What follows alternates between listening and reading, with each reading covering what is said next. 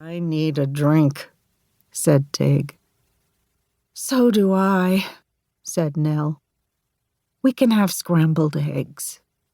Whatever Tig had been planning to do with the carrot was no longer on the agenda. The tea towel had been brought back in a plastic bag. It was bright red, but beginning to brown at the edges. Nell put it to soak in cold water, which was the best way to deal with blood-stained fabrics. But what would I have done if I'd been here? She wondered. Not a Band-Aid. Insufficient. A tourniquet? She'd had perfunctory instruction in those at Girl Guides.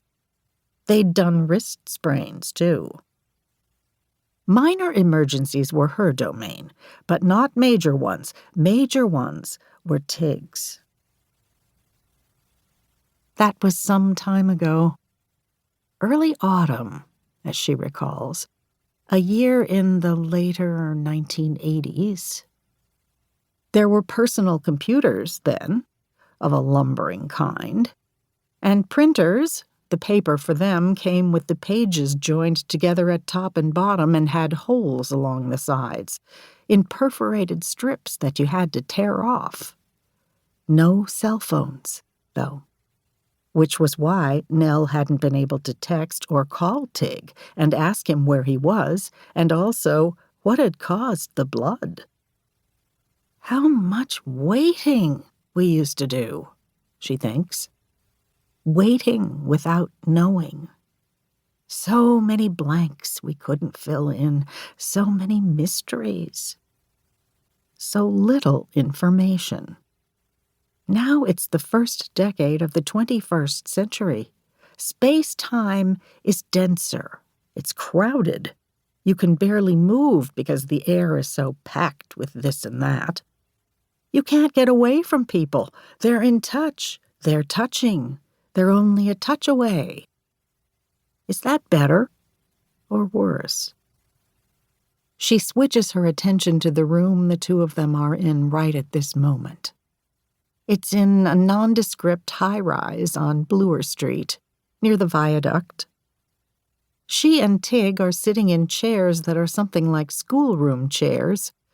There is, in fact, a whiteboard at the front, and a man called Mr. Foote is talking. The people in the other chairs who are also listening to Mr. Foote are at least 30 years younger than Tig and Nell. Some of them perhaps 40 years younger. Just kids.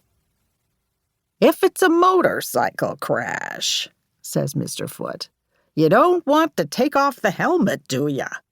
Because you don't know what's gonna be in there, eh?" He moves his hand in front of him circularly, as if cleaning a window. Good point, thinks Nell. She imagines the glass of a helmet, smeared. Inside, a face that is no longer a face of mush.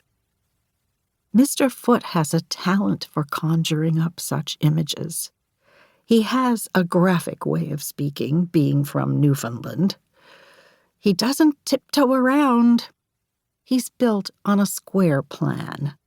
Wide torso, thick legs, a short distance between ear and shoulder.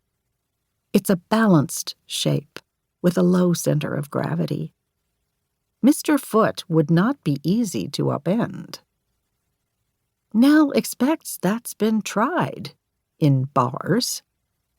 He looks as if he'd know his way around a bar fight, but also as if he wouldn't get into any of those he couldn't win. If pushed too hard, he'd throw the challenger through a window, calmly. "You needs to keep calm," he has already said twice. Then check to make sure there were no bones broken. If there were, he'd splint them and treat the victim for cuts and abrasions. Mr. Foote is an all-in-one package. In fact, he's a paramedic, but that does not come out until later in the day. He's carrying a black leather binder and wearing a long-sleeved, zip-fronted sweatshirt with the St. John ambulance logo on it, as if he's a